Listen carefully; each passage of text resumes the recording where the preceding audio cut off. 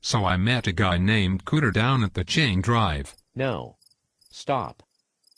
No story that starts with, "So I met a guy named Cooter" is anything I want to hear. What? No, let me tell you this. It's really funny. I met this guy named Cooter. I'm serious. Nothing good can follow, "So I met a guy named Cooter." Who the hell is named Cooter? I met him on alt.sex.bondage, or maybe it was that email list GLASB, I think, maybe. A long time ago, anyway, when the web was really new, before IRC even. You met a guy named Cooter on a bondage board and you think I want to hear this? Guys named Cooter have webbed feet and ears on their necks. Guys named Cooter make moonshine for a living, and by definition are scary, mainly because they are named Cooter. It wasn't a B-board, it was Usenet. What the fuck is Usenet? God, tourists. Usenet predates the web. You heard of news groups. You post messages, people reply, have conversations. Well, mostly they argued a lot, flamed each other about spelling and grammar errors, and made fun of newbies, but never mind. So I met this guy named Cooter. You're going to tell me this anyway, aren't you? And he was telling me about this guy he played with that liked to have a statue of the Virgin Mary shoved up his ass. That's sick. It's hilarious. He must have been Catholic. Of course he was Catholic. We make the best perverts. Oh, you're Catholic, are you? Since when do good Catholic boys have vaginas and pick up guys into S&M at leather bars? Shit. Chain Drive is about as much a leather bar as Hooters is a gay bar.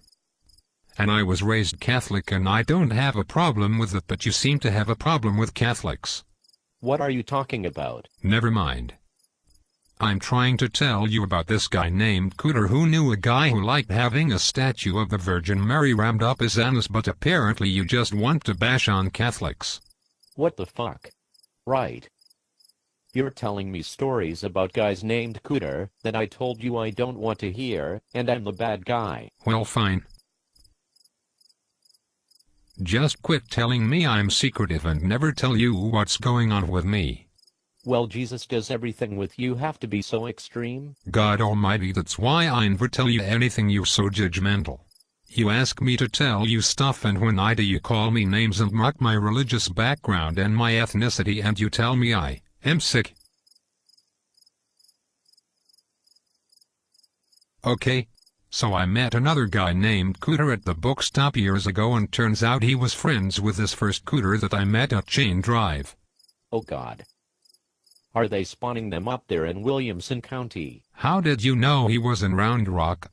Lucky guess. Well, anyway, for the record, me and Cooter, the first Cooter, I mean, never did mess around together.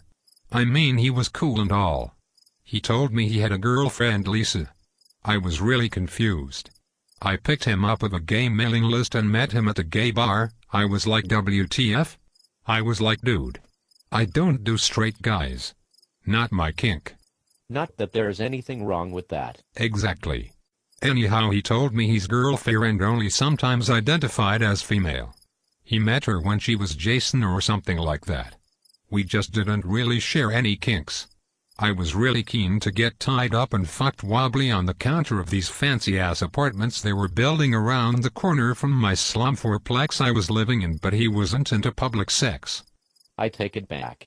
I like when you keep your inner self secret. No, seriously, we never did anything. I just really got off on the idea of having really nasty sex in these apartments. They already had the carpet down and the counters and fixtures in, but doorknobs or locks on the doors. Me and my neighbor buddy were major pissed that these rich-ass wipes were ruining our cool neighborhood. It would have been the perfect desecration. I imagined seeing some asshole in a Beamer coming out of their fancy-ass condo, saying to him, "Yeah, you might wanna replace that carpet behind the sink." I got fucked back there. Me and this guy I picked up off the internet were on our hands and knees bawling our fucking brains out a month before you moved in. I'm surprised they didn't have to replace the carpet. I guess we weren't as messy as it seemed, or they got a good carpet cleaner, but there's probably some of our DNA still in your kitchen. You're sick. I try.